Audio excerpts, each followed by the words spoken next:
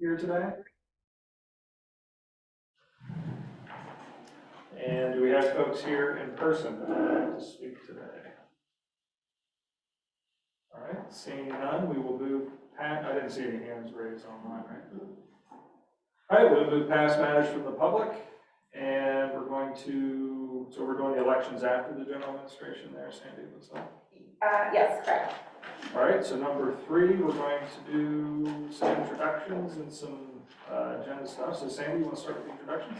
Sure, yeah, I do not believe I see Mr. Byers here this evening, so maybe one month he'll be able to join us for the meetings and we can introduce you to him, our new Commonwealth Transportation Board member. I would also like to introduce you all to Mr. Stephen Miner, who is joining us online. He is the newly appointed Federal Highway Administration representative to the MPO Policy Board. Mr. Miner, are you able to come off mute and anything you want to say about yourself? Sure. Good afternoon, everyone. Can everybody hear me? Okay, great. I would turn on my camera, but we're having some really bad weather in Indiana and my internet's been really slow. So I'm afraid if I turn it on, I might lose everybody, but next meeting, I'll make sure to have it on. I'll be moved by then. But yes, my name is Stephen Miner. I've been with the Federal Highway around 3 years now. I started with the professional development program.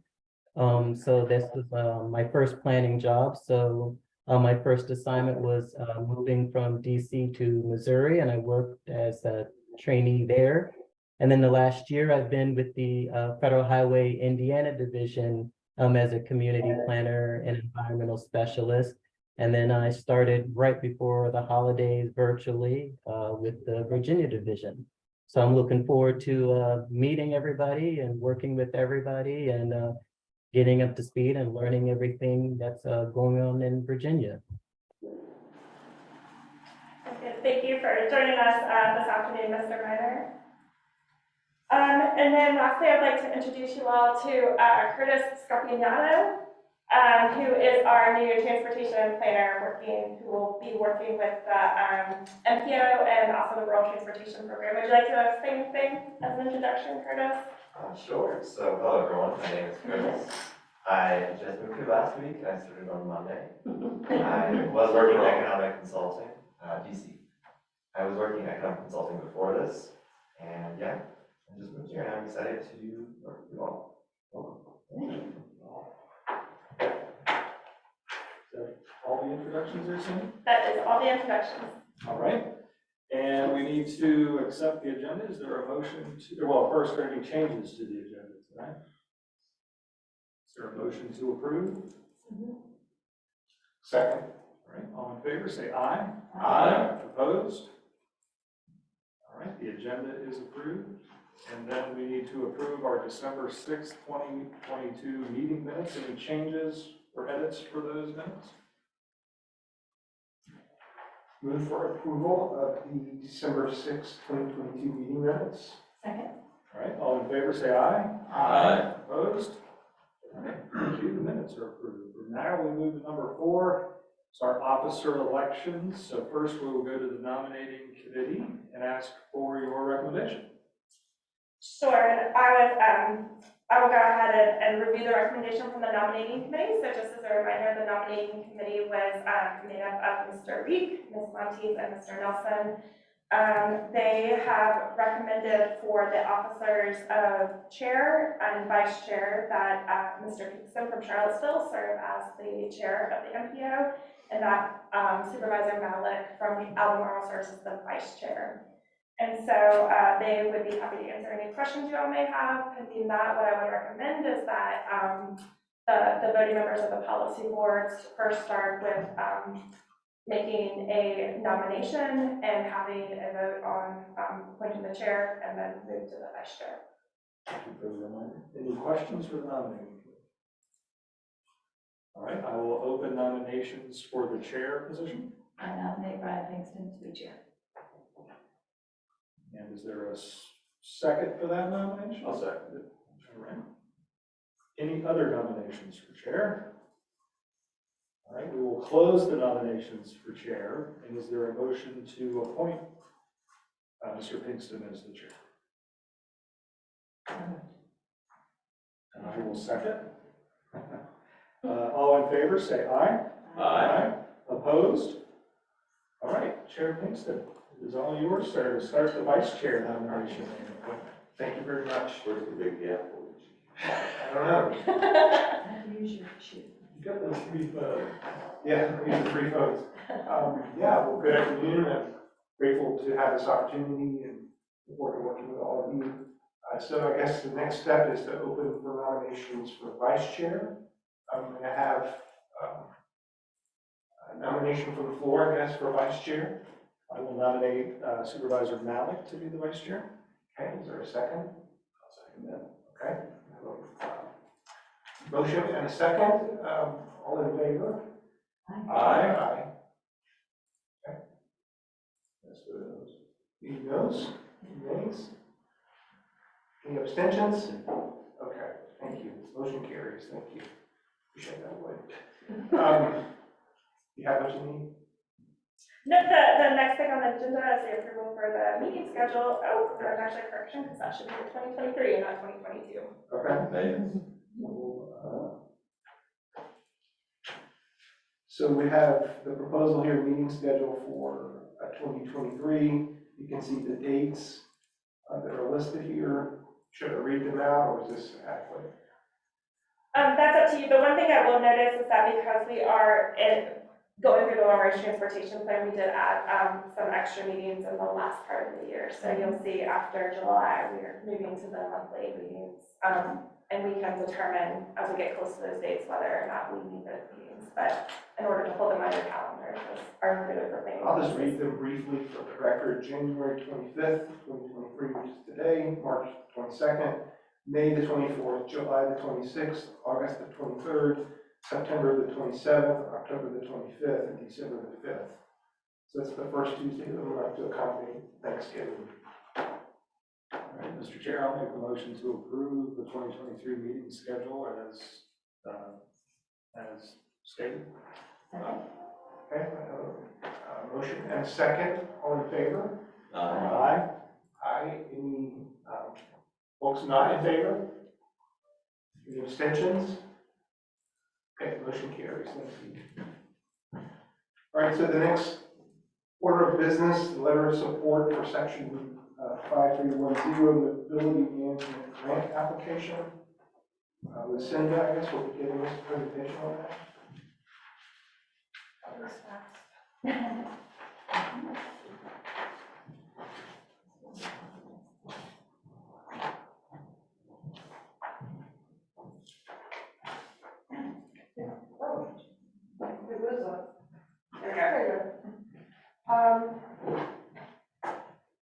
It's a pleasure to be with you here tonight. Thanks for allowing me this time.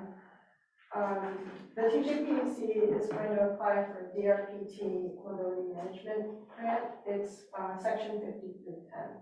And I'm just going to introduce the program and explain a little bit about it, and then ask you to send a letter of support for the application.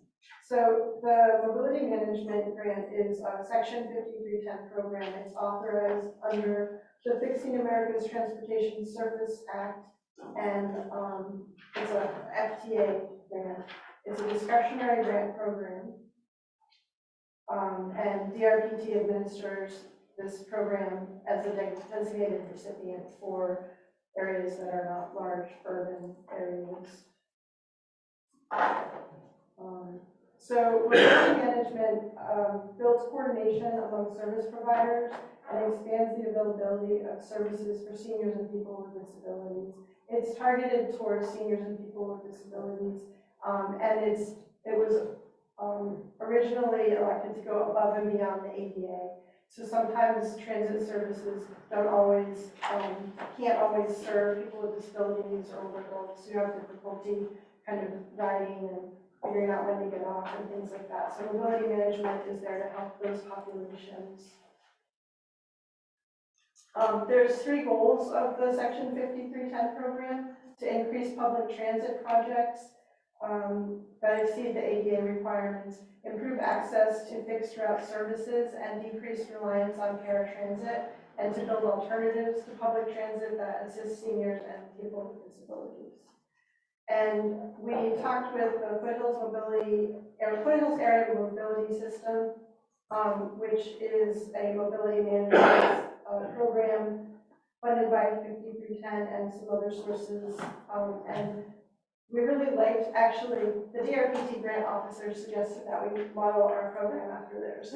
And we really liked what they were doing, and they are very helpful. So we decided to start with a one-call, one-stop, one-call center.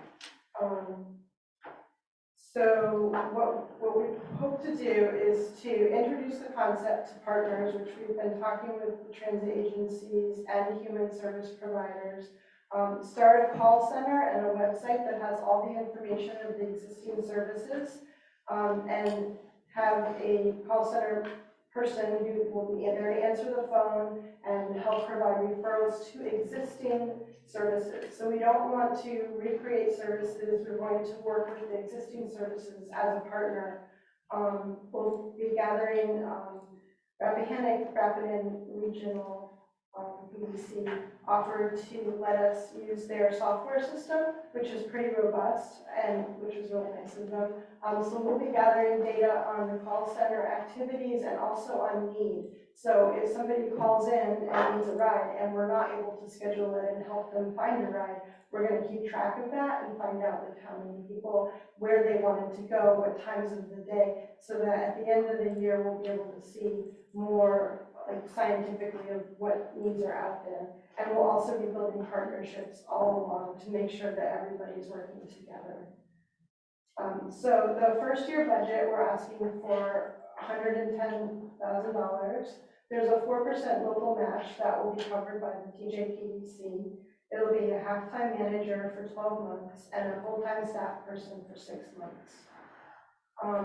And then we hope to grow. There's a lot of opportunities in mobility management. We can do voucher programs, expand services to rural counties, work with the transit agencies to coordinate scheduling, and also to create like one front-facing kind of marketing so that people can just go to the center, the one call one click center, and find out information on all of the transit services. So it's not like you have to go to different websites to find out. We can travel train, which is when somebody helps a person who wants to ride transit but is not able to. They go to their house and they meet with them. They come up with a plan with the person on how to do it. They ride the bus with them until the person feels comfortable and is able to do it on their own. And then sometimes they'll shadow the bus in their car just to make sure everything goes okay. And they'll be there, on the phone if something happens. We can do volunteer driver programs, taxi and gas voucher programs, and just work with the community partners to collaborate and create efficiency. So questions and comments? So we saw a presentation on this, I think, in RTV, right? Mm-hmm. Yeah.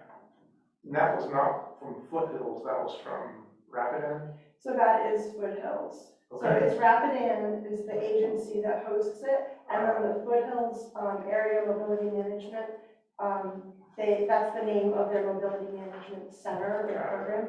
It's staffed through the regional council, though, the regional commission. Got it. So if I'm just sort of like, this sounds amazing, I think it's a great idea, I definitely support it. But am I picturing like another set of cubicles over here in your office that That's a great that question. people are, Yeah, the way that FAMS does it is they actually contract with service providers to provide the staff to help with the call center. So it's not necessarily that the PDC will necessarily be staffing up a call center. It's that we will have additional humans be answering the phones to make sure that it's also kind of like a virtual kind of cloud-based thing that you sort of purchase access to? Yep. There's a software system that she mentioned that eventually, if we were to build this program and expand this program, we would likely need to purchase that software, but they're allowing us to use theirs as a pilot so we can learn it. Nice. And then you would, whoever the the staffing of this organization, this group would work with folks like John's or whoever. There's not gonna be like duplication of effort or anything. Okay. No, Right. Cool. yeah, we will be serving as a call center, like Kat mentioned, that they would love to send their difficult calls to us. Okay. So, you The know. ones that need more support, they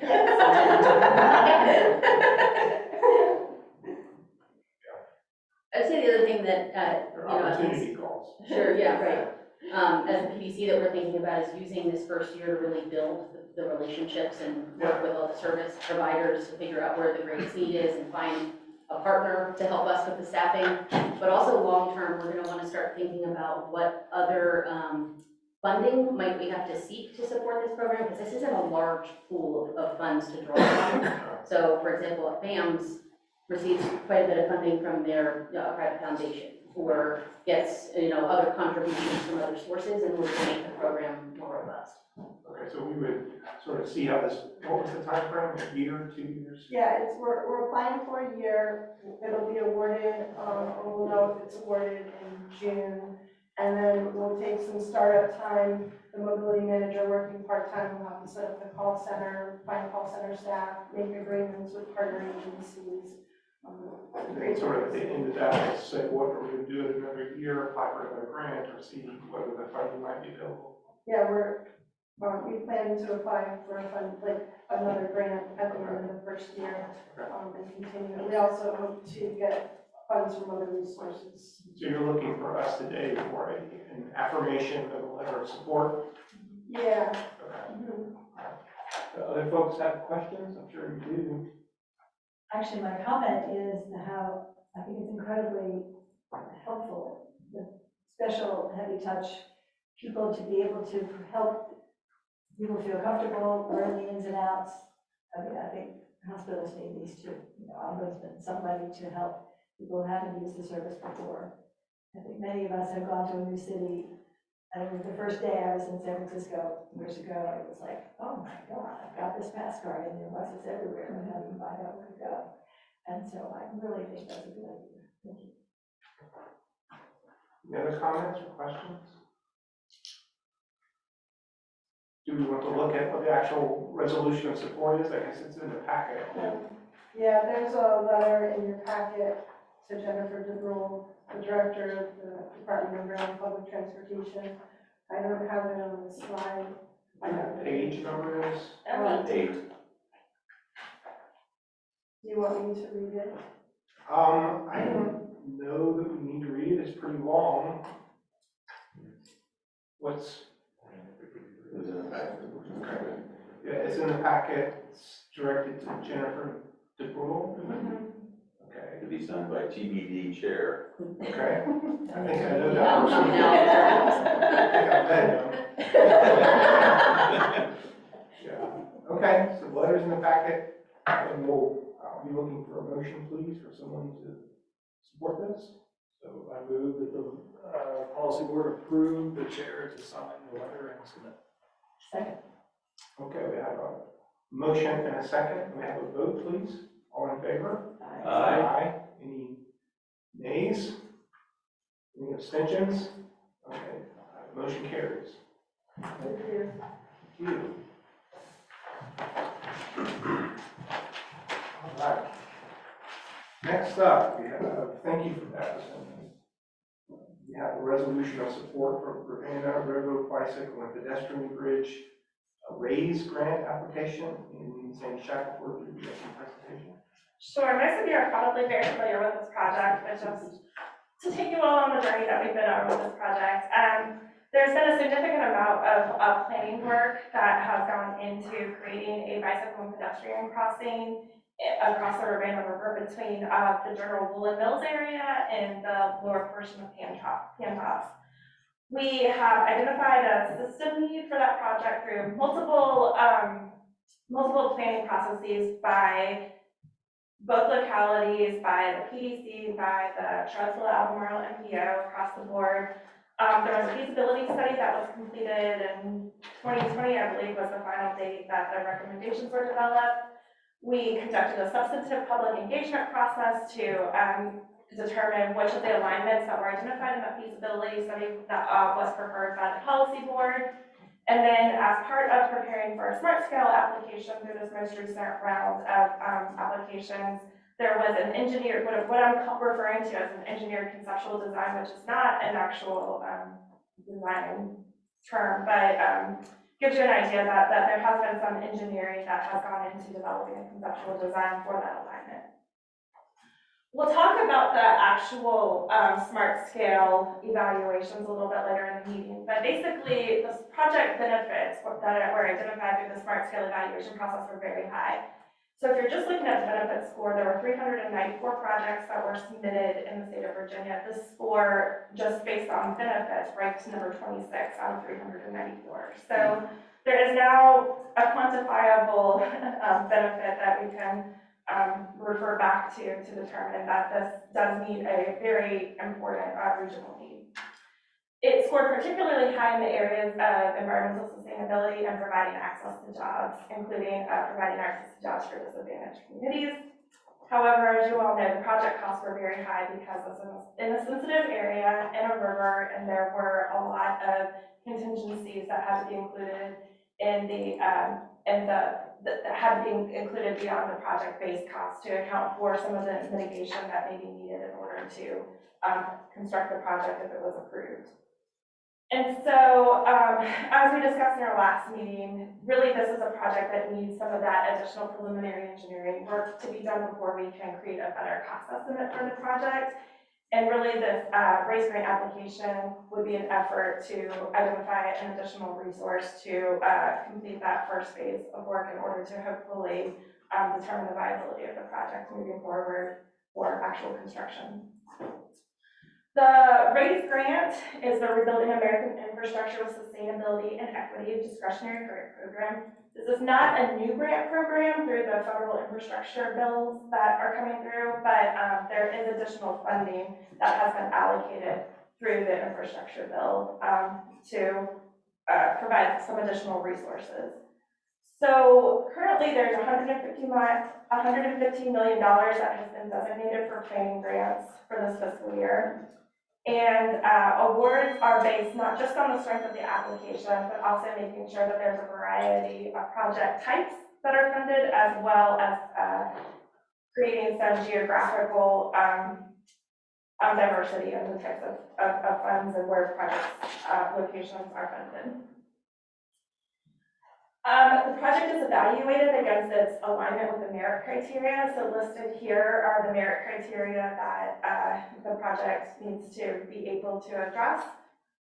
Basically, this project aligns very well with the merit criteria listed in the RAISE grant. There are safety benefits to the project. There are known safety issues on the existing Free Bridge, which is the only other alternative bicycle and pedestrian access right now.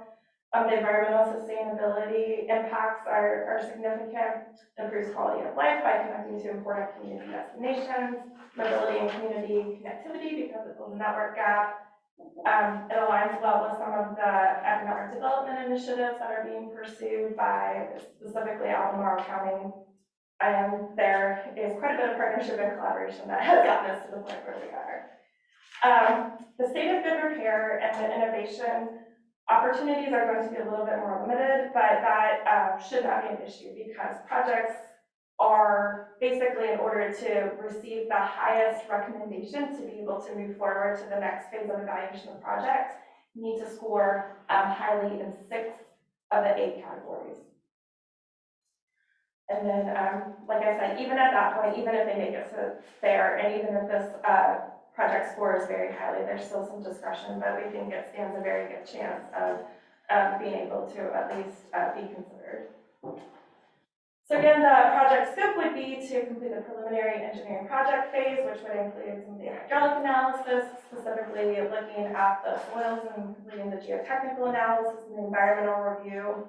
This also gives us the opportunity to look at the functional design plans and evaluate the project for opportunities to reduce the construction costs, which normally wouldn't happen until the project is funded in full through smart scale. The TJPDC staff will be the project sponsor and fiscal agent, and then we have We have been communicating with VDOT, and they have also agreed to partner with us in order to administer the technical aspects of the project if we are successful in receiving funding. So we're very grateful to that partnership, and we hope that this will be successful and we'll be able to be a good pilot in how our agencies can collaborate and find additional resources to move some of these really important regional projects forward.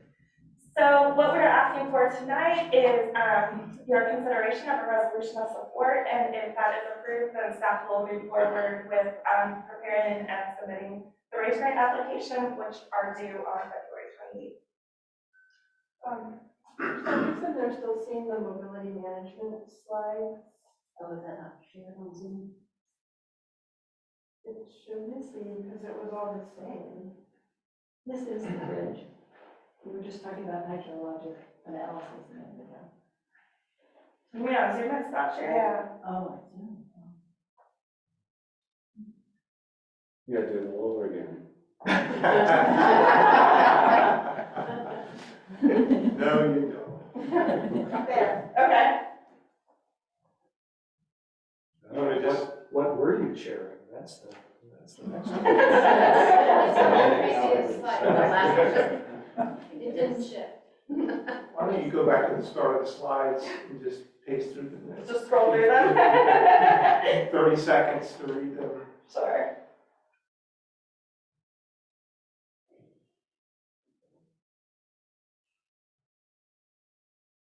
While she's doing that, Mr. Chairman, ask a question. Of course. So just so I understand, I'm going to restate what I think I heard. So we submit for this grant, we receive it, knocks out some preliminary engineering, gets the cost down, we take it back to Smart Scale and hope that we get approved, and we think we will because it scores well. Yes, correct.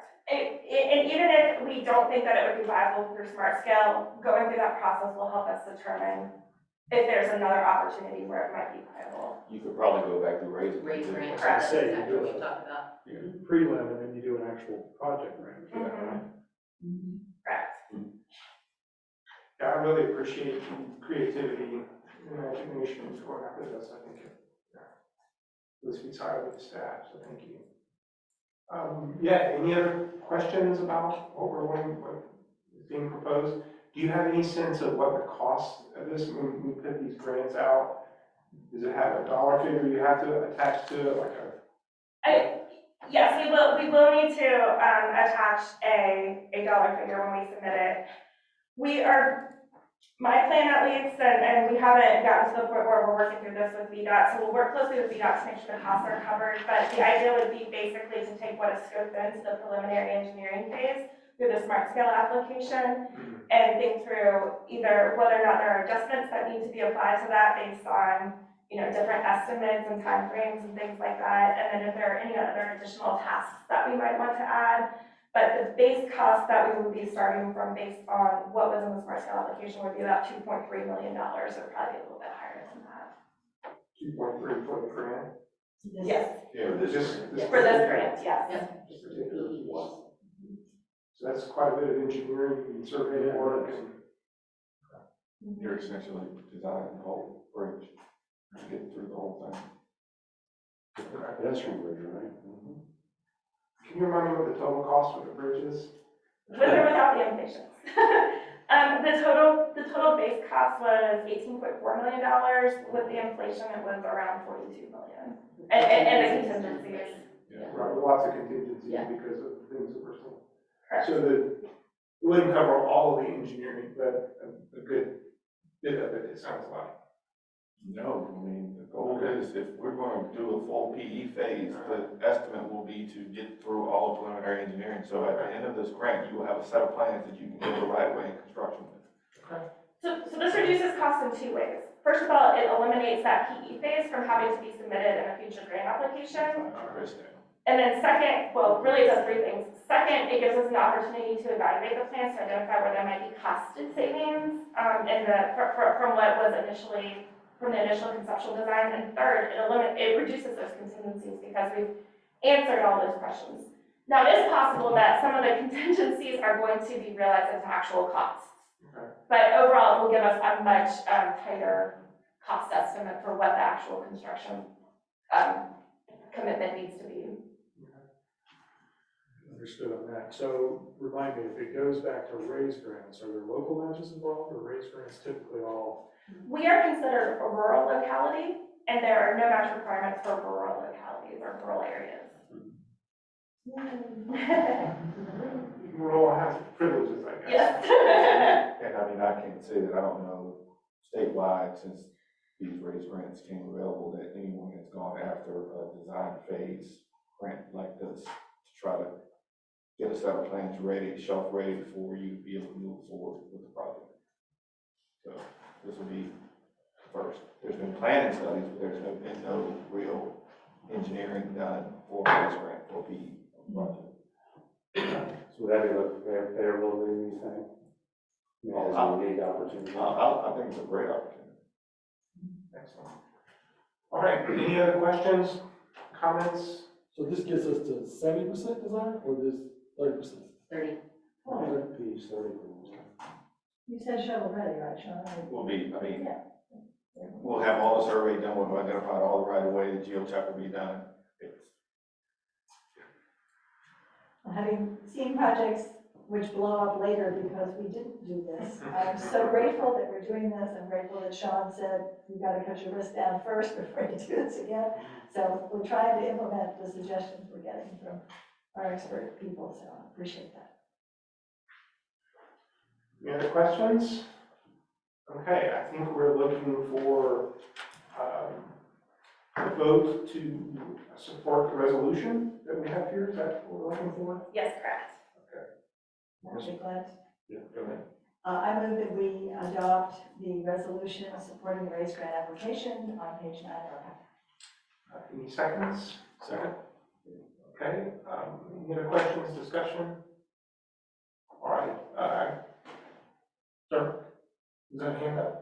No, I'm scratching myself. Good to see. It's on the record now. It's on video too. All in favor? Aye. Okay, any person not in favor? Any abstentions? Okay, the motion carries. Thank you all very much. Yeah. We'll do our best to give us the best chance to be successful. Okay, so the next topic, approval of performance targets, again with Sandy. Yeah, Christine once shared with us that when she was teaching technical information to her middle school math class, she did that in different types of accents, but I'm not very good at accents. I'm not gonna try that here. Sorry, Christine. Like you just said that, it was the unit on properties, which can be really dry and pre-algebra, you haven't done the math, but you're expected to memorize what the properties are called. So I've been speaking a big British accent, and all of a sudden I'm just, what is this magic we're learning? It all sounds more erudite. So it occurred to me that this might be a good opportunity to implement that strategy. But yeah, but I'll do my best to make it interesting without a British accent. About French accent. I can barely speak with a Virginia accent. So this is a topic that can be a little challenging to understand, but I just want to provide you with a little background. So as the MPO, one of the things that we are intermittently asked to provide information on is the establishment of performance targets for the transportation system conditions in our MPO area. So I want to provide a little bit of background to understand how what we're doing fits in with the overall goals. So the requirements to establish these performance targets were implemented in, I believe it was, I'm not going to try to remember the date, but in the big infrastructure bill that was passed under the Obama administration, as known as the MAP 21 Act. And this established national targets that basically had goals for what it looks like to prioritize investments into the federal transportation system. So what ended up happening is that there were performance targets that were established at the national level in order to support the achievement of some of these national goals that were identified. And so in order to further ensure the movement towards successfully meeting these performance targets, there was a requirement that the national targets would be set, then the states would be required to set performance targets, and then the MPOs would be required to establish performance targets that supported the state targets that were set. So there's a little bit of a trickle-down situation that's happening right here. By establishing the targets, what that means is that we are committing to pursue projects and objectives that support the achievement of those targets. The overall progress towards meeting the performance targets is evaluated at the state level, not at the MPO level. So the state is held accountable for whether or not they're meeting their stated performance targets.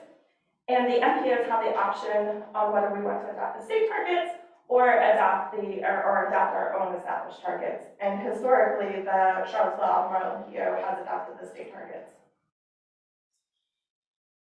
The safety targets are established annually, and this is usually where there's the most discussion about whether or not we want to adopt the state targets or adopt the targets that are based more on the regional trends that we're seeing.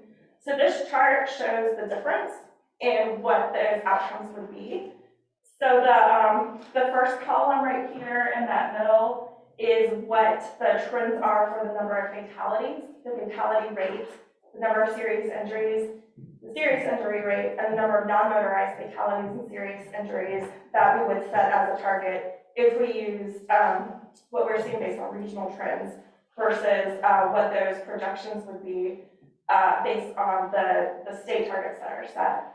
I will say right here that the state targets are required to be based on actual trend data that is being collected to see what the actual trends are. So it is a data-driven process, but the data also shows that the trend is that there's actually an ongoing increase in fatalities. And so by setting these targets, really what they're doing is trying to minimize how much those fatalities increase each year. What happened at the state level when these targets were set, the Commonwealth Transportation Board had a discussion about not just setting these targets based on what the data is showing, but also setting aspirational goals and basically charging the different staff within the administration to identify strategies to basically reduce the trend and start working towards reducing fatalities overall. So there is a precedent set at the state level of setting not just these data-driven goals, but also these more aspirational goals. The other performance measures that are considered. Oh yeah. Could you go back to slide? Does anyone have a question on the information there? There's a lot. So how did staff, what was sort of your process in coming up with the third column? The third column is based on it's based on adopting the same targets for our region that the state adopts for the statewide targets. And this is based on a workbook that VDOT sends to all of the MPOs that have all the data specific to our region. Okay. So this is basically, you take the state targets and particularize it to our area. This is what it looks like. Correct. And the recommendation from staff is that we go with that.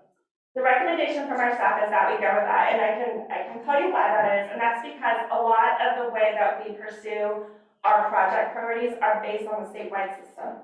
What I will say, just so there's no question about this, is that which of these targets we adopt will probably not meaningfully change how it is that we approach our projects, because safety is already a very significant priority in how we select property or projects that we want to move forward on and what it is that we base our planning priorities on. So I think this is more of a philosophical discussion on what message we want to So the communicate. middle column is what you think will actually, quote, come in at. Based on our regional trends, correct? Okay.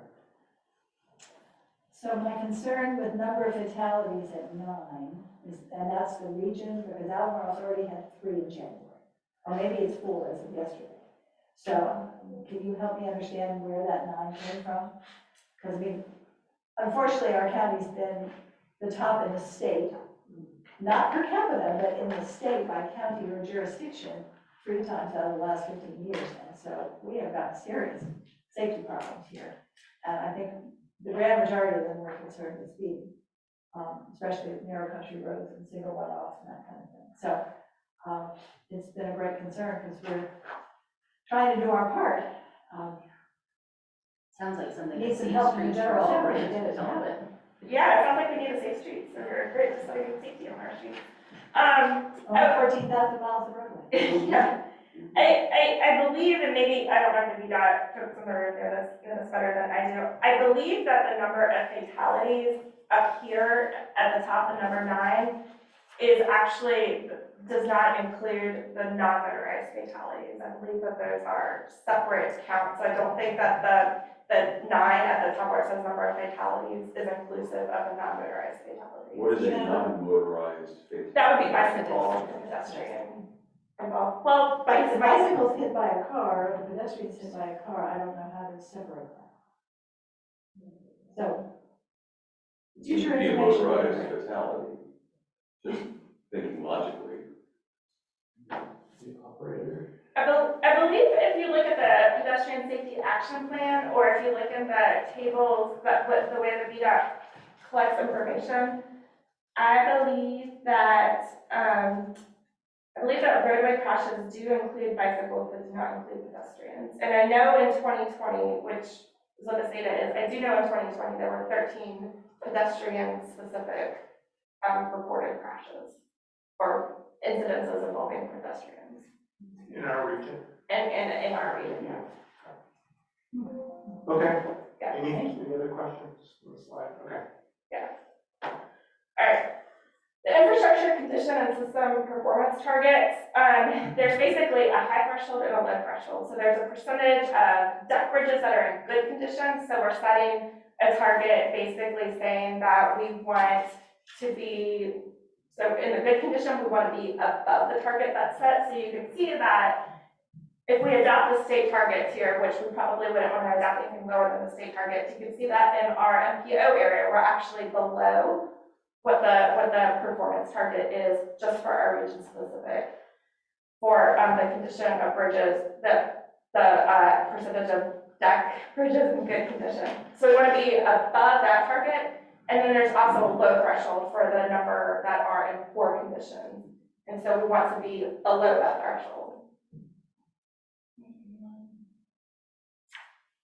So, and then we do the same thing for the pavement conditions, both on the interstate and on the national highway system.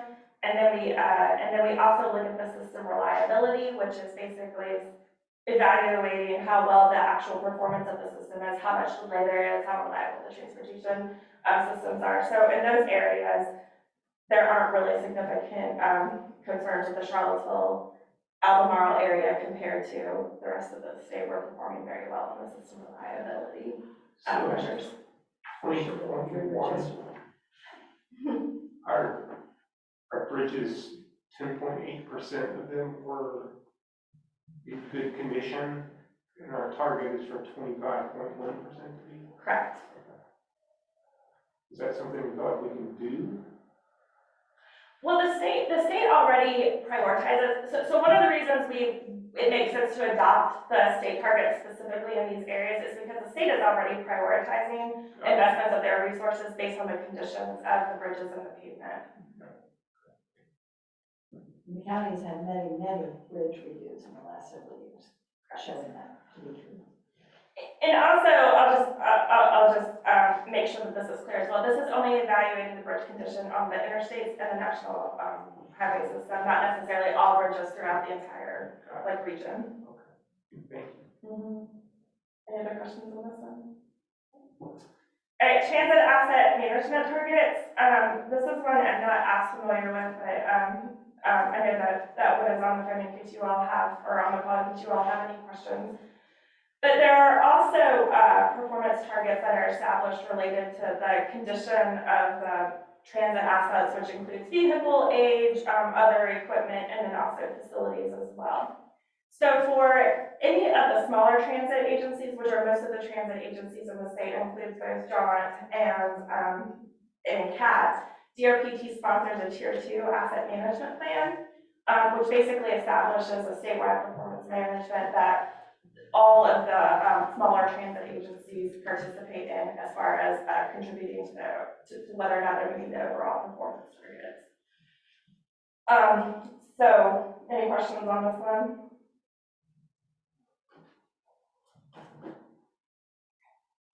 All right. So now we get to decide where it is that we want to set our performance targets in each of these areas.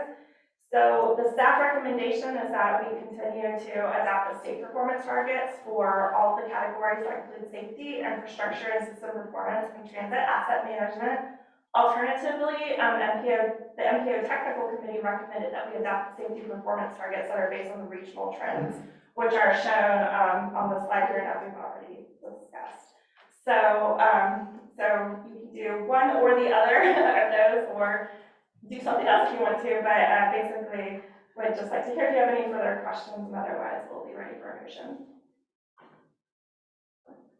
I would like to ask Sean if you can help us with any recommendations between the technical committee and the state one. If anything jumps out at you. I mean, nothing's really jumping out at me. I think what the technical committee is recommending is probably the way to go because it's kind of localized in what this area is. So that would be my recommendation. I have a note that city staff, Mr. Charlottesville, is recommending the MPO technical committee. Could you speak a little bit to why? Yeah, so there was a discussion in the technical This committee. has been changed. Yeah, I'm the city's transportation planning manager. There was some discussion in the technical committee that just the communication of we're accepting 9 fatalities versus 13 fatalities felt a little off to us. And we didn't want to go with what the state numbers were because they weren't as stringent and localized as what we were looking at in the local area. So similar to what John was saying. So can you articulate a little more why staff feel like we should go with the state? Yeah, basically, if you go back to the very beginning of the presentation, what it is we're communicating when we adopt these standards is that we are going to pursue projects that are that are intended to help us achieve those performance targets. So the only reason that I would suggest that we adopt the state targets is because we are basically, a lot of the decision-making around how we pursue projects is already driven by the policies that are developed by the state for how funding is awarded. Mm-hmm. So is it that if we were to adopt the more, I'll say, stringent targets, it really wouldn't make any difference when it came to the overall, what is sort of at issue? It really doesn't make any difference between choosing the two. I think either one of them are perfectly reasonable choices to make, honestly, because it meets the state target, and that's the goal. And again, I just want to make sure it's very clear that if the staff is not recommending that we make safety a lower No, I get it, I totally. Yeah. It's not even an audit. Yeah. We understand that piece. Yes. It sounds like it's more, as you mentioned earlier, philosophical. Correct. Sort of what criteria we want to have. I do wonder a little bit if we adopt the lower goals, is that realistic? I mean, it sounds like it is. It's based off recent trends. I mean, but fatalities is a whole lot of driver behavior. So really good luck trying to. So it's always kind of, well, what about the other pieces on the list? I mean, the infrastructure ones, based on what I'm seeing, we're recommending keeping those with the state targets. So the only thing that is being, I would say, locally calibrated is the safety portion. I struggled with this 4 years ago because it just seems like a checkbox we're checking. Yeah. And that's what we're Really doing. So what's the purpose of us, the state saying, well, the MPO has approved all these? Well, yeah, because we have to use your math and we use our data and we come up with these numbers and we're really not setting any sort of policy here but checking the box. And I don't mean to be snip about it or flip about it, but that's exactly what's happening. The time to be aspirational and to do things that we actually think could help our area or through other means, but it's certainly not here. The state's using us to say that the MPOs approved our targets. And that's helping them with the feds. It's a federal requirement. Yeah, so I mean, it's all just a procedural thing that we're doing that really doesn't amount to anything more than us saying, yeah, we approved your targets. So what helps this is like, when there's a fatality, staff gets together, reviews what happened at the fatality, and tries to make recommendations on what can or can't happen to help prevent that fatality. So we're trying to drive these numbers down as the issues come up, and then also trying to be proactive with some projects to address it. So is the fact that our local MPO tech committee and the city staff, I'm not sure about the county staff, are advocating for one in the middle column, does that, the fact that we've got local advocacy towards that, those numbers there, does that sort of help our case with the state? Or it seems like it at least gives us a little more sort of ownership of the whole thing. I think we do a little bit more ownership because you're looking at it as a locally calibrated metric, but I don't necessarily know if it does anything else. Whatever we adopt does not impact what the state targets are. So, And there's nothing that we're going to do different on the ground if we choose 9 over 13. I just, to me, I want to honor the fact that the MPO tech committee and city staff, and I'm not sure about the county, but yeah, and Sean have put a lot of time, and y'all have too, but we've got folks who said, okay, we thought about this and we feel like this is what our goal, whether or not it makes a huge difference or a significant difference in reality, at least this is what the people we've asked to look at this have put forward. So what are you looking for, Sandy, from us now? I need you to make a motion to choose which set of targets you would like to adopt. We try a motion and see if it gets a second, and that is that we adopt agreements, we locally adopted regional trends. And the state targets for the other. Yes. The state targets for the other 3 categories? Yeah. Okay, so we have that motion. Do we have a second? Second. Okay, is there any discussion at this point? Okay, I'll just call a vote. All in favor? Aye. Anyone opposed? Any abstentions? Okay, the motion carries. Thank you, Sandy. You're welcome, thank you. Try to do it, that's good. All right, next up, I guess this is a report on smart scale applications. Sure, yeah. So if you did not see this already, I tried to put this on the slide and it just started getting really busy, but you all, there should be some of these green sheets that are floating around. These green sheets show all of the projects within the Culpeper VDOT district that were funded through smart scale. So there are a lot of projects on here that are not in the Recommended for funding, sorry. Well, it's recommended. Recommended for funding. Recommended for funding. Approved by the CTE. Correct. Oh, Jerry said funded. If only it was that easy. So there are a lot of other areas that are also listed here that are outside of the Charlottesville, Albemarle, MPO. So what I think is helpful just to see here is that there are several of the projects that may not have been funded but also scored very well.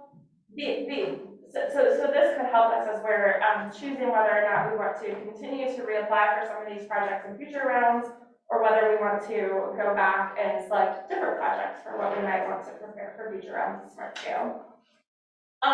The one thing that I will call out is that you'll see that all of these are green except for the District Avenue roundabout, that it is in white. And you'll see that if you look at the smart scale score, it's higher than the smart scale score in the 2 projects below it. The reason that those 2 projects below it were funded instead of the District Avenue project is because they were funded through the district grant program, which is the local funding available just for the Culpeper district, and the District Avenue roundabout project is only eligible for the statewide high priority fund. So even though it has a higher score than these other projects, it was eligible for a different funding source and did not score competitively with it compared to other projects from that high priority funding source. So I just wanted to make sure that that was explained. If you recall, there's a benefit score that's given to the projects. They're evaluated against all the criteria that smart scale projects are evaluated on. They're divided by the project cost into millions of dollars. So that's why you'll see that for the Belvedere Boulevard project in Albemarle County, it actually, the smart scale project actually increases because it was less than $10 million. So you're dividing it by a decimal instead of a whole number. So that project score actually increases for Albemarle County once you factor in the overall project cost. On the slide up here, I'm showing just the total, all of the projects that were submitted within the MPO, and it shows the overall, project benefit scores and the smart scale scores, just so if there's a project that you're specifically interested in, you can see kind of how it fared compared to the projects that were funded. The ones that are in bold, the ones that were funded. Correct, Or, yeah, right. correct. No. Oh, I'm looking at the wrong piece of paper. 1, 2, and 4 of the bold ones. Is So that- Avon is below this.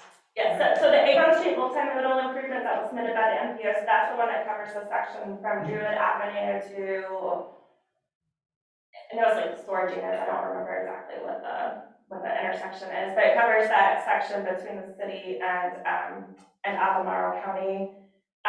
The improvements along US 250, that were some intersection improvements between US 250 and Peter Jefferson Parkway, as well as some access management improvements, was funded, and then the Belvedere Boulevard and Railroad intersection improvement that was submitted by Albemarle were the 3 projects that were recommended for funding through this round of smart scale. I'm sorry to be dull, but could you repeat what you said about the Albemarle County score doubling, changing something on Belvedere Boulevard? Yeah. I totally didn't understand. So the way the scoring works is that the overall project benefits are calculated. So for the Belvedere project, you'll see that if you're just looking at the benefit score from the first column, it has a benefit of 2.24. But if you look at the smart scale score, it goes up to 4.58. And that's because the way the smart scale score is determined is you take that benefit score and you divide it by the cost of the project in $10 million. So when you divide 4.8 by 10 million, you get basically half of $1 million. So you're dividing 2.24 by half. Right. Yeah. So okay, and then the local money that was put in also helped that a lot to bring the cost down. And so were all the other items in the state competitive fund that the District Avenue was in, did they all score higher than 9.22? As far as, because. You mean the ones that were submitted by our area? Or other places or whatever, I mean, is it real, are they really relying on the benefit score, or is it some other mashup of things that, because I 9.22 compared to others on this list looks pretty good. But you're looking at 9.22 instead of the 4.6 total. The smart scale score for that was a 4.6 So it's in half because, cost. It's $20 million, 20 million. so you're dividing that to. Yeah, sorry, that cost got left off of there. I apologize for that. DGP, HPP. The DGB is the district grant fund, and HPP is the statewide high priority fund or program. So is the notion then that we come back with the ones that we weren't successful this year and reapply? We can have some conversations about that. In the case of District Avenue, for example, we can have a conversation if this continues to be a priority project, and it's something that, as a region, we think has significant benefits. It did score pretty well and could be competitive compared to, depending on what other projects are funded, it was very close to being funded. Some of these other projects, we can have some additional conversations about let's see, what is it, like the Fifth Street, what one, no, that was the one that was submitted. The Fifth Street project, you can see the overall benefit score was really low. And then divided by the project cost, that might be one that we want to consider whether or not there's another project that we might like to move forward, or if there's a way to pare that down significantly or take out an aspect of that. So if these are projects you all want us to continue to explore and evaluate, we can see what opportunities there might be to make them more competitive in future funding applications. Okay. Yes, ma'am. could someone also remind us where we are with Hillsdale's roundabout? That's in the back, Yeah. okay, great, because I know when the 2 roundabouts were proposed, they were supposed to work together and to solve the other problems at the intersection, so. But everything is moving. Right now, we're in active procurement for the design of the project. So perhaps when it's functioning and the other changes are made but not functioning as well because Hillsdale, the District Avenue isn't there yet, would that be evaluated in the future as to change the score material, or is it just the cost because of the right of way? I mean, That is, what ended up happening is that we ran out of money based on the scores that in our district. By the time we got to District Avenue, there was no more money to potentially fund this project. So it could be next go around, it sounds like it would be well It poised. could be smart scale, it could be revenue sharing, it could be a raise grant, whatever you want to do. And I think one thing that's happening here is like, as stuff gets taken off the list, obviously, stuff that was behind it is more likely to be funded. Stuff on the ground, especially if, like, let's put more money onto this project. And I just want to make sure, I thought I heard you say something about the county putting money on the Belvedere project. Yes. I don't believe that's the case, this round. didn't we do $2 million on the roundabout Belvedere? This project is the continuous green tea, you're thinking of the Rio and. You're absolutely right. Thank you, Michael. Okay. Mushed up two things together. It's a lot to keep track of. Okay, so at this point, are you looking for us to do anything? This is just an informational item. We will probably be as soon as we finish one round of smart scale, we start talking about the next round of smart scale. So this is just to give you all some additional context to, really as we start having conversations about what our next round of project priorities are going to be. I will mention that based on the long range transportation plan, we've worked through most of the projects that were identified on that constraint list. So, you know, the District Avenue project is probably one outstanding that has been identified that hasn't been funded yet. So we have the discussion about what our next list looks like next meeting or a meeting after that? Or? We will probably start having that discussion at the next meeting. Great. Any other questions for Sandy? Thank you very much. And the next item, I guess, is you as well?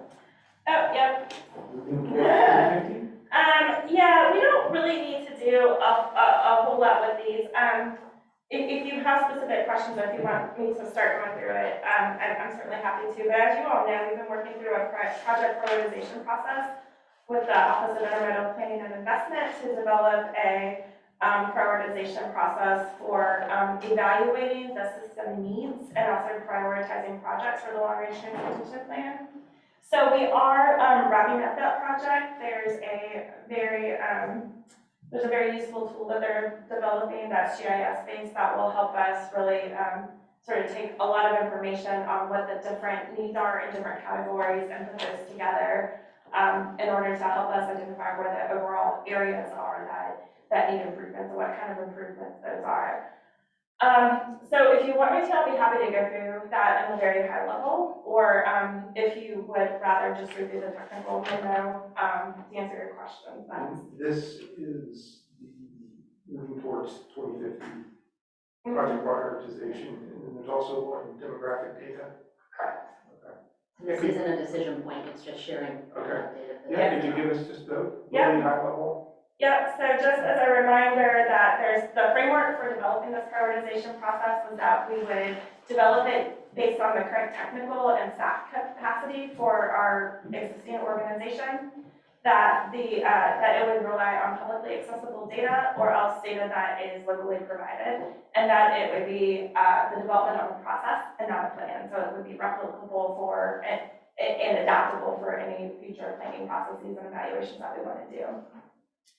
The goals that were established have been defined by our MPO, and we have incorporated feedback from previous discussions with you all, the MPO Technical Committee, and other feedback that we've heard. So some of that feedback that we've incorporated into where the final prioritization process is landing is that we make sure that we incorporated multimodal system considerations throughout the evaluation of projects, that we included equity analysis factors throughout the evaluation of the different criteria, and that we also added an environmental impact factor in evaluating the key priorities. So just really, really high level, the way this whole thing is going to work is that there are performance measures that are established. Sorry, you were asking what page to. Oh, sorry, yeah. Oh, okay, I went past it, that's fine.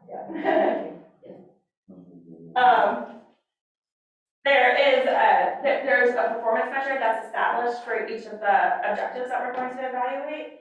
There's gonna be a raw score. The raw score is gonna be standardized on a 7-point scale. And then there's standardized scores are going to feed into the final weight category. Just as a reminder, these are the draft goals that we're working with. We will be working through these with a public process in order to see if there are different revisions or if we need to categorize these differently or something like this. But these are the general goal statements that we're working with right now. So for each of those general goal categories, there are these different performance measures that have been identified.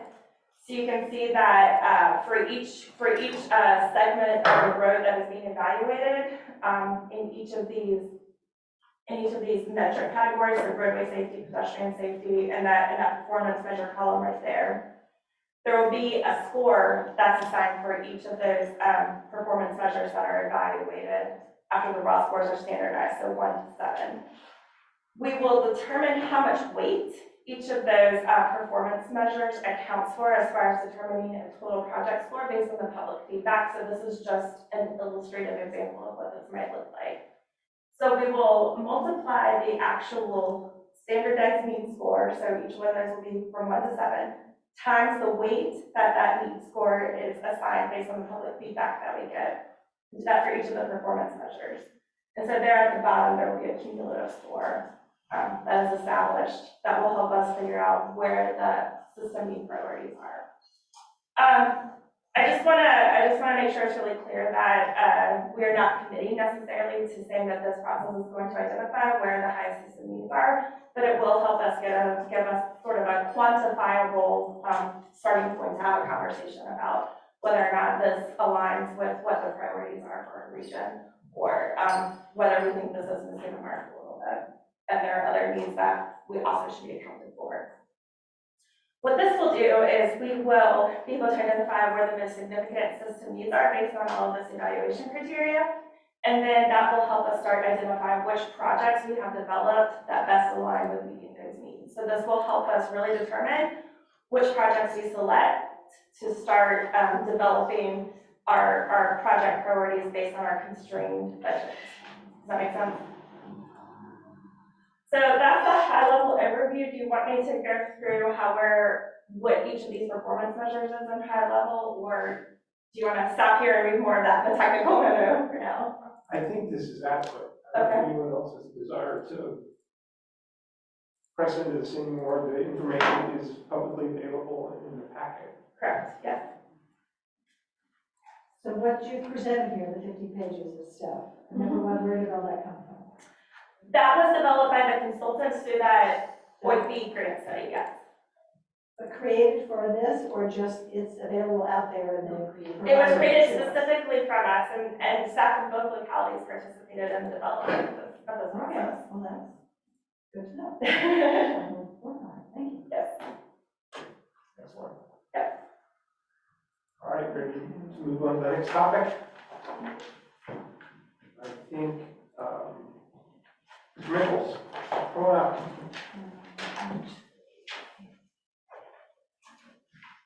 Sure, Council, Pink City, MPO Policy Board. As Sandy mentioned, the staff is preparing for the 2050 LRTP.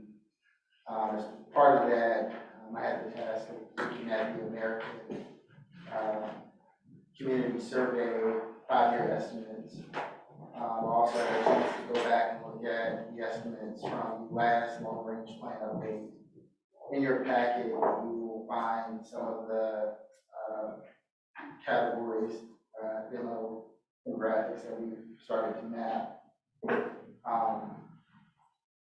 What I've done since the issuance of the package, I have went back and taken the ACS data and I put those into block groups. Currently, Albemarle and Charlottesville together have a combined 41, I believe, census tracts. Combined, Albemarle and Charlottesville is about 122 census block groups. So the final demographics will probably have much of that information have some of those, but I don't think I got it written up in time to present to you all. So looking at the ACS data for 2021, Albemarle County looks like it shows a population of 111,000. Charlottesville at 47,000, combined 158,000. Age, no surprise, the younger population is concentrated around the university. Poverty, Albemarle and Charlottesville both show a poverty level less than both the state and national average. The only thing I know MPO Tech, I was asked if there was anything surprising that I've seen from the data so far. I've created many maps. I haven't had a chance to fully look at all of the data and analyze it, but I will say the one surprise, I think, was that the African American population in the city was actually declining. Typically, I think no demographic decline for the most part. Carpool data I thought was higher than what I would have thought. So good efforts to Sarah and the PDC for their work with the carpool. Educational attainment, I will say at the CTAC meeting, Vice Chair Chan had a question about one of the slides of the educational attainment, so I went back and I'll update that to make sure that's clear. At MPO Tech, the chair, Mr. Stolenberg, had asked about marginal error. So we will try to find a way to sort of address the marginal error that accompanies the ACS data. And we'll also have concrete numbers. I know you see in the back of your relation, there's a simple ramp from low to high, but in the final edition of these demographics, we'll actually have the data for the actual percentages of our numbers. And if you all have any questions, yeah, we would answer them. Sorry, I would have had the block groups up, show you all, but we may put it on the website at some point. So this is, the information that you're sharing starts at page 63 of the packet, community profile. Yes. And so this goes into informing what used to be called long-range planning study or program, now it's called moving toward 2015? Yes. Okay. Awesome. Okay, any questions for Mr. Nichols? Okay, Shannon, I'll get you back up. I don't know if it's something. Yeah. The Zoom participants are seeing the room. Okay, thank I you. don't know that staying like that. Can we drop that off and see them? Yeah. Be only fair.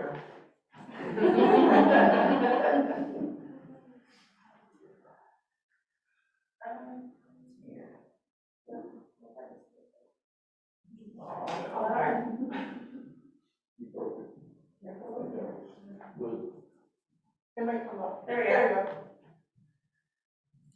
So that's,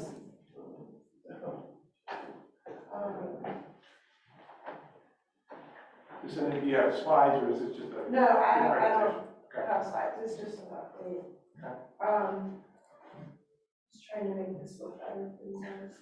Okay, so the vision plan is complete, but we're still working on it. I don't want to let it sit on the shelf. So we are looking at presenting at Rotary clubs in the area. The final report's on the website, and when I've been meeting with groups about the governance study, I have been talking about the vision plan as well, and people are really excited about it. I've gotten a lot of feedback from community groups saying that they're they really want to see those services.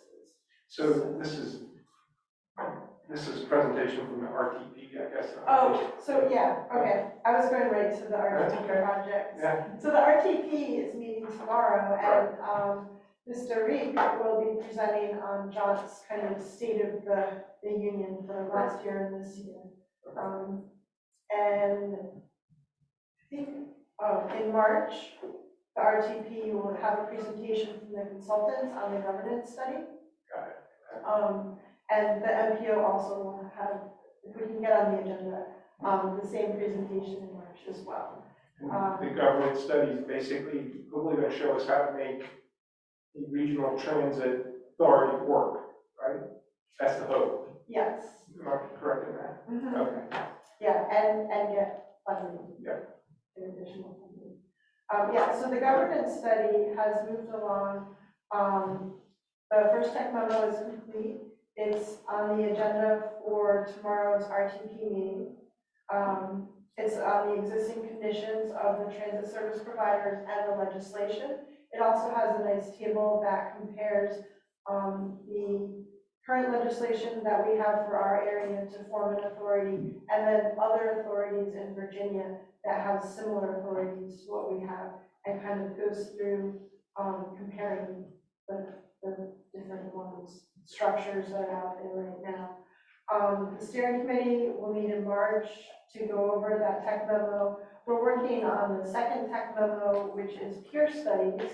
We will be looking at 4 or 5 different areas of the country that are similar to our region, and Having University, and seeing how they form structures to govern and bring in revenue for transit. And then we have the updates in March. Excellent. And you were saying that you were going around to Rotary clubs and other places talking about the unconstrained, constrained vision planning for transit in the area. Yeah. People are excited about it. Yeah, people are really excited about it. They've been asking me to come to meetings. Cool. The mobility management grant as well, I've been going to the IEC meetings, interagency council meetings for the different rural areas, and talking with them. And when I talk about the mobility management, I also talk about the vision plan and the governance study, and they're all very receptive. Fantastic. Great. Any questions? See you tomorrow. See you tomorrow. I think next up is Mr. Pennington. Acton Express. Yay. I don't have a presentation either, but just wanted to give a quick update, so I'll do it from over here. So Acton Express, celebrated their 1-year anniversary in September. So the service has been going very well. The passenger count or rides for both November and December were just a little over 1,700, which is great. We're still seeing those numbers go up. We had several days where we had over 60 riders, which has kind of been the high point so far. The more exciting news, though, is they are looking to expand the schedule. So they put out for public comment the suggested schedule, which was going to include additional routes both in the morning and in the evenings to accommodate the hospital shift workers who do the 7 to 7. So they have received the public comment. The official schedule has not been released and finalized just yet. They are in the stages of doing the test runs to make sure with traffic that they have their timing down. But I can tell you that there will be an additional loop back on the AM schedule to pick up UVA hospital workers at approximately 7:45 a.m. We're going to get that timing a little tweaked. All the rest of the morning trips will stay the same. There will be a 5th run or trip added in the PM that will pick up both at 6:45 p.m. and then we'll circle back and do a second pickup at UVA at 7:45 p.m. And then the other 2 trips in the PM, both 1 and 3, the main ones will stay the same. So that is really exciting. They also had some shifts in times for 2 other PM routes of about 15 minutes, which will better accommodate the UVA facility workers who get off at 3:30, which is it's kind of in between. We heard feedback from some of them that they were waiting up to 50 minutes to take the bus home, which I think is a huge plus, that they thought it was worth waiting that extra time just to be able to ride. So we were really excited to look to be able to accommodate them. The schedule should be finalized and out for publication probably in the next 2 weeks. Our goal is February 1st, but we all know how that works. They're hoping to have the kickoff for the new schedule once it's been announced around the 13th or 15th of February. So I'll be happy to share any of that information. It will be published both on the rideshare websites as well as the Acton Express on the Bright Transportation websites. Sarah, do you do any kind of I'm sure you do standing communication with folks at UVA? Yes, we do. We actually have a marketing team. So the Acton Express, as you all know, or most of you may know, is a pilot or moving out of the pilot phases as a project with the Central Shenandoah PDC. But since we have funding partners both on this side of the mountain and it mostly serves the employers on this side of the mountain, TJPDC has been a big participant in that as well. So we actually have a marketing committee and a planning committee that I sit on with the folks at CSPDC. And then we have someone from UVA Parking and Transportation that is also on there. So we do direct communications with UVA. We're getting ready to schedule a big email blast about these schedule changes, specifically since it's going to apply to many of their employees as well. Yeah, I work in facilities management, so Oh, yeah. at 30, I see you all. Yeah, folks leaving. We'll so- look for those emails soon. Okay. They haven't been finalized. Again, we're waiting just for those last little trips to make sure that we have the times right, but that information should be out literally as soon as we can get it. Thanks so much. Yeah. I Questions? do, don't worry. Sure. So, number one, this is really great. Yeah. So is there anybody here who could update me on the timeline for the park and ride at Pattersonville, which I know we did. I can't remember where we tried to apply for funding. Talking about for at 107, Yes, I think we're getting ready to start PE on that project. okay, so it is also in the bag as far as Yeah, money. it's in So when that happens, which I guess will be a year by the time it's done. And that- More than that, oh, rats. Okay, anyway, there are 8,000 people in Crozet, and many of them are driving to the university. So that group will be able to then carpool, kiss and ride, get onto that park and ride, and get on this bus. Absolutely. We have actually already beginning meetings. Jessica started those up with the county to include the folks over at CSPDC with Acton Express. We're going to obviously get Jaunt looped in because they have all of those routes in Crozet as well. So we want to make sure that we're not duplicating services that aren't needed. When it gets much closer to that, there'll be a lot of finalizing to see if there are some gaps, some needs, and what additional service Acton may be able to provide for those.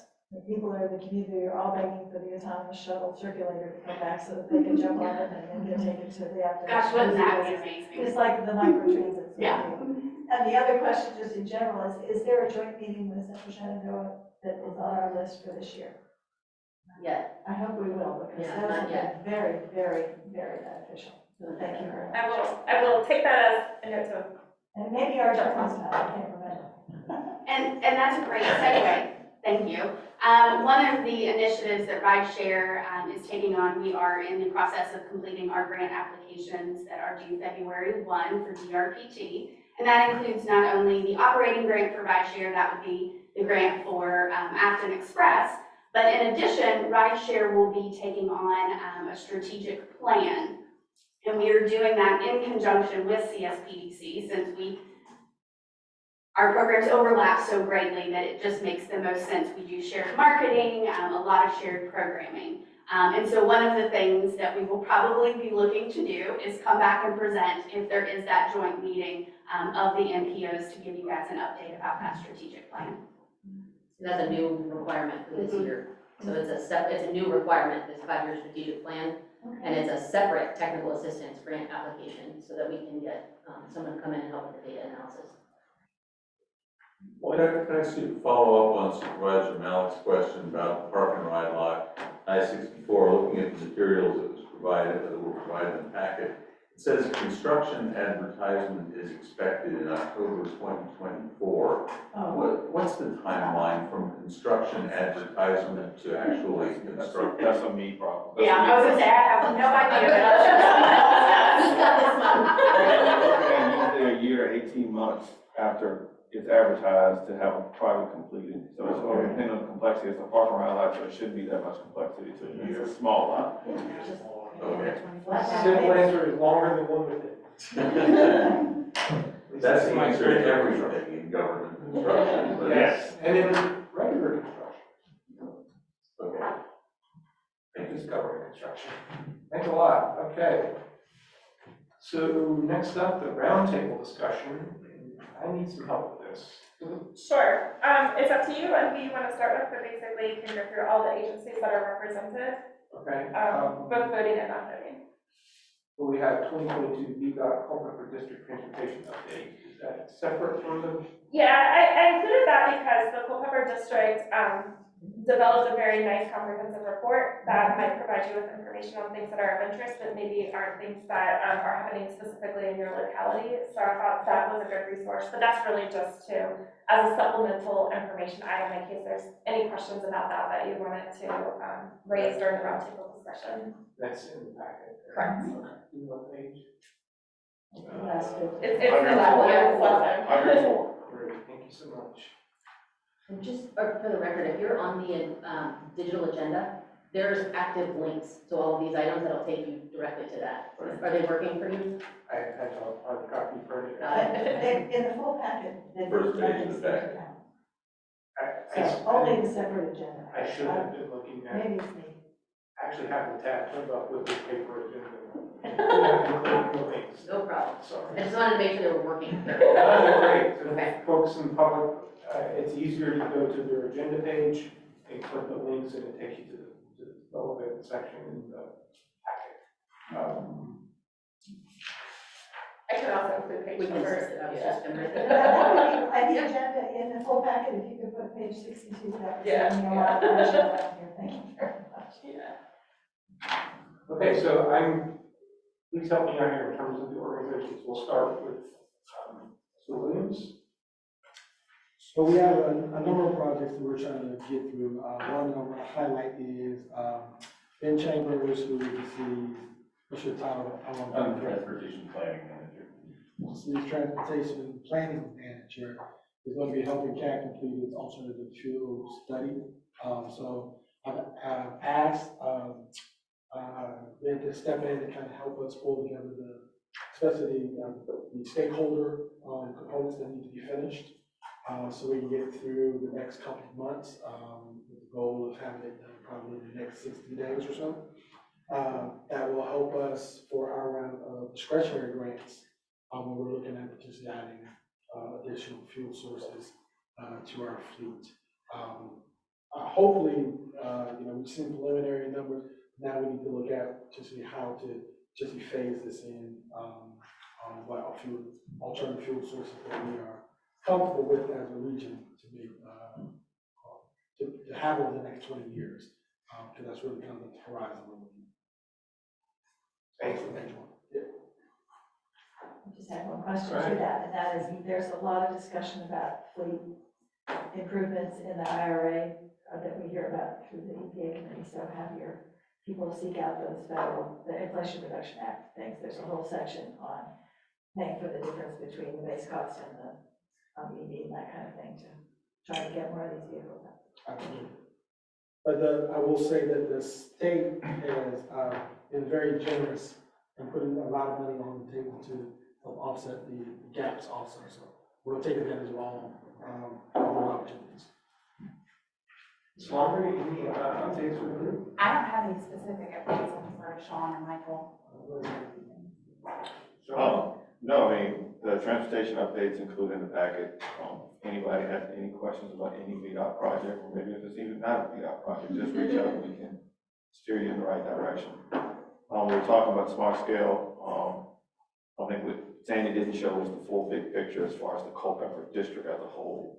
13 projects being recommended for funding with over $121 million in transportation improvement projects. that's pretty big. The fourth largest in the state as far as the construction district. So that goes a long way for us to say we've been very successful putting forward good projects to get funding. Mr. Barnes, anything to tack on? I would just add that we've been having a series of presentations to localities in our district about a project selection initiative that we're working on. In a nutshell, it's about trying to get localities to prioritize what projects do they think they might want to do in the next 3 to 5 years, so that we can get an idea of not only what's on your radar screen, you can get an idea of what's on your radar screen. And from that, try to start picking projects that fit well with our funding programs, and working more closely with your staffs to try to get them to articulate what that project is a little bit better, but not only the project itself, but its context. And kind of like start to look at some of the engineering issues that it might have, so we can tweak the concept before we really take it on to put in a fully fleshed application. The idea is to try and bridge that communication involved between engineers and planners, and try and deliver better projects for the locality, and hopefully be more competitive so we can bring even more to our district. So that's something we're working on. I'm very excited to try and work with your staff to try and improve this. Excellent. Yeah, very good. Any news from John, Mr. Reich? A couple of things, bringing on a new chief operations officer starting on Monday. Randy Cantor from North Carolina, 30 years experience in rural public paratransit. I'm also bringing a lady in from Northern Virginia as a director of operations who will report to Randy. She's got like 20, 30 years experience in urban paratransit as well, so I'm looking forward to having a really strong operational team. We're submitting on some grants for February 1st too, like everybody else. We completed our alternatives fuel study just a month or 2 ago, and we're going to be applying for a grant to see about implementing battery electric buses in the rural areas. It'll probably require some sort of a fast charging infrastructure out there, so we want to see what that will look like. We also want to get a better handle on needs for transit in our service area. Kind of quantify what that is to help us with planning in that area. And also we want to look at microtransit as a service delivery option for us. We want to see where in our service area it makes sense, and if it does, what does that look like? Also on the microtransit side, we are negotiating with a national microtransit provider to help us maybe do some pilot type work. Excellent. Anything from Albemarle County? Yeah, really briefly, I'll share that our planning, facilities planning and construction team recently finished a couple of locally administered projects that have been funded.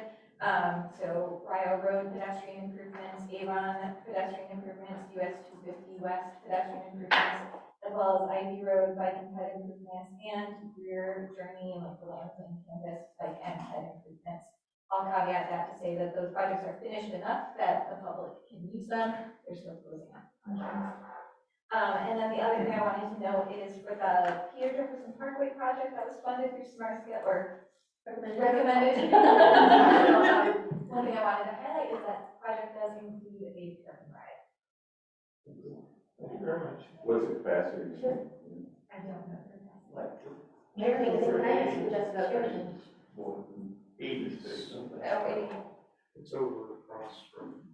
Supervisor Malik is on the northeast corner of Peter Jefferson Parkway and 250. So just toward the barn from the existing barn. Okay, thank you. I was just going to ask, without putting you on the spot, you can say defer to answer another time, but can you say anything about Peter, the Lambs Lane campus? I know you recently were before your board, giving support for moving forward with that. I can. So to zoom out, Lansing campus, that is where Albemarle High School, Greer, and Journey are. There was recently a master plan done for the campus, and that master plan included a loop road, potentially to come in where the road currently enters at Lambs Road, and then go around the campus and exit at Georgetown Green. more work needs to be done for that project to receive any funding, like from VDOT or any other sources. So there's also some existing transportation concerns along hydraulic, specifically at those intersections, but also in between. There are safety concerns as well as gaps in the bike and pedestrian network. So schools and local government have come together to work to do a study to better investigate how those projects could all interact and which components of the project need to be prioritized, and how best to fund those. So that's a project that we're currently working on. I think we almost have our consultants locked down and we're ready to go so that we can be prepared for revenue sharing. Thank you. Sorry to put you on the spot. I could have asked in advance. Great. I can, other updates to the group? He is the Mr. Chambers? updates from the city. I'll start with transit. Another one that Ron didn't mention was the transit strategic plan. It's a state requirement for planning for transit agencies of a certain size, CAT meets those size requirements. We need to have that plan wrapped up by December so that we can continue to get state funding for our transit agencies. Right now, we're currently in procurement, trying to figure out which of our DRPT bench contract consultants are going to be the right ones for us to move forward with. It's going to be a fairly tight timeline. Usually these take about a year, maybe a little bit more than a year, but less than that. But luckily we have done a system optimization plan recently, and we've also worked with this group and with RTP to do the transit governance study. So we've done a lot of the legwork already. It's just a matter of getting the consultant who knows what they're doing with the TSP process and sending them on the way. Second thing is we are getting towards the end of our prioritization process. We're doing a similar gap grant with OIPI to prioritize our bike head facilities. That has not been done since 2015 in the city. And folks have changed over, some projects have gotten done in the meantime, some priorities have shifted in the meantime. So we're reprioritizing those projects. We've gotten through all the quantitative analysis. So the next step is going to be looking at what our paving schedules are around the city and if there are projects that will align with that, as well as doing public engagement, stakeholder engagement with the neighborhoods to see where their priorities are and how our quantitative analysis matches up with that. Third, I'll mention we are currently working with Veo, who is our scooter company, working through what our current permit regulations are and how we want to update those so that they operate in a way that's more reflective of what we want from them. We've had a lot of issues with safety, mostly people riding their scooters unsafely, and parking, which has caused ADA issues on sidewalks, crosswalks, bike lanes. So we're looking to work with them, see what they've done in other cities so that we can adopt those changes in our regulations and enforce them on them so that they will continue to serve our city well. The person who would be doing a lot of that enforcement and keeping tabs of the scooter contract would be our bike ped coordinator, who we are currently trying to hire. So if you have any bike ped coordinator types who are interested in coming to the City of Charlottesville and helping me out, send them my way, please. But I think that's all we've got for the city. Thank you for that. Yep. Mr. Krebs? Thank you. So I wasn't going to say anything, but I did want to invite everyone here to the Piedmont Mobility Alliance All-Day Summit on February 24th. That's a free event from registrations at 9 a.m. The meet starts at 10 a.m. It'll run till about 3 with lunch provided. The purpose is for groups who are working on similar overlapping projects to come together, show resources and ideas, and lay out some actionable work plans. So examples that have come from that is the Loop to Build Festival, which you all know about, the community bikes doing mobile clinics that take the repair facility to residences. So that's all February 24th at City Space. It's free, and there are flyers here, by the way. Great, thank you so much. Okay, I think we are. They're online too. Oh, sorry. help me out here. Mr. Minor, anything for the group? We'll come back to you. Mr. Hudson. I just have one update. Reminder that our grant period for the FY24 cycle is open and will be closing on February 1st. We hear you, we feel that. Pressure. So do a lot of people. Yep. Mr. Condor? Not too much, just that the CTAC is primarily focused on the long-range transportation plan for now. That's it. Thank you. Mr. Meyer, back to you. Anything for the group? Nope, I don't have anything. Thank you. Okay. Is there anyone else on this one? Anything agency update? I would just say we're grateful for Curtis to join us. We are now fully staffed for our MPO, which is a lovely feeling. Cool. All right. Okay, so I think we are now to the point of asking for additional matters from the public. So members of the public are welcome to provide comment. Limit of 3 minutes, please. We have, I don't see anyone else here. Anyone online? Going once? Going twice? Okay, do I need a motion to adjourn? Yes, I will entertain a motion to adjourn. Well, we adjourn. Okay. All in favor? Stand up. All right, thank you very much. Thank you.